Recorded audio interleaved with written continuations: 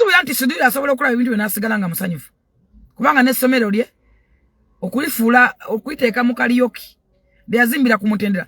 Nze kambabulire wano wali amasomero agali international bamunowooza nti eryo essomero. Ffe tutambula mu masomero. Nsaba buli amasomero ne munyiiga.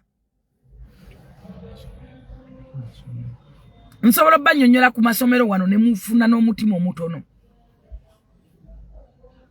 Naye essomero omusajja mulireke kubanga liyamba ekyokubiri ly'amaanyi.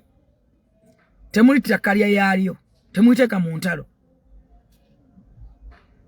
Naawe Felisita kendeeza akajanja n'akatijjo. Oyinza oba tewakikola mu fine. Njijukira bulungi. Taata we bamuwa basale yavaayo n'atandika okusaba transport. Nga temulina transport akutuusa ku ssomero eryo. Abantu ne bamugamba musajja gwo genda okola olina emikono n'amagulu. Ne bavaayo ne bayomba n'ennyoko wano. Ne beeregera ku social media okwo. Obuzibu mulina muwulira basale ya Sidiri. Muwulira ng'eriko essente. Oba tunuulidde birala. Katono tundevu. Alowooza basale ye eriko ssente. Ojja kuyuwa endusu nga nekyoliisa omwana we tokirina. Okwafoodinga obwafoodinza omwana we mutusa ku ssomero eryo. Just a one day over a week. Nga bwenda batundevu oyo bwatuwayiika endusu. Mannange basajja kubula. Waliwo amalaalo gagakusingira omuntu omulamu. Waliwo amalaalo ng'ogenda nga amalaalo ago gasinga omuntu omulamu. Nze ne bagamba waliwo abafu nga basinga abalamu wano ne mumpakanya.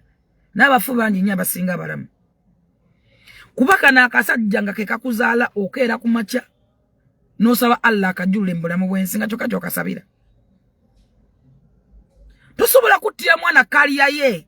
Tosobola kutta ficha ya mwana kubanga okuba kyakaali wayimye olowooza bagenda kuweerako omudidi gw'ensimbi.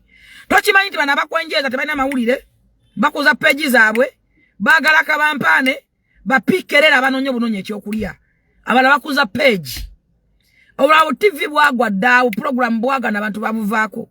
Abala beremu na kuliko TV ezina abakazi abafuka ku buliri. Obwana bwabalemera bwababusuula li mu nzigotta. Kyemugamba obwana wamwe bwo tebwagala basale eryo. Nalabakuwa yalumba nazaala we lw'abaana baamulema ne babatwala nazaala we. N'alumba nazaala we. Kyogamba babo tebagala yo basale. Muliko maddi okulumya abantu, okuteeka abantu mu pain.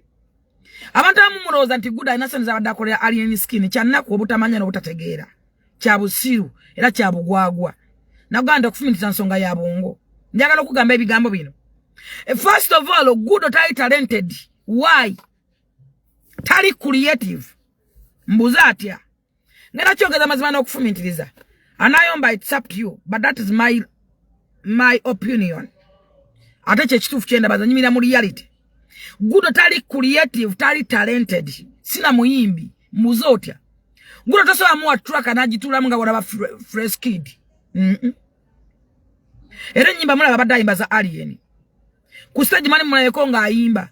Bw'aba ayimbye era ayimba bya alien ebikulaminge. Ne fresh kid wamuwanga track n'agitulamu. Waliwo wanaakaana akatambula kayina ebigoye ebyulifu kayimba. Simanyi mama nazaalibwa kubanga mwavu nnyo. Simanyi biki kabeera mu bigoye ebyulifu. Kandowooza nti kakwasa ne sympathy okusinga abantu abalala. Lwaki akoko nako temukatwala? Eyo tuveeyo. Tetwagala bibuuzo bingi.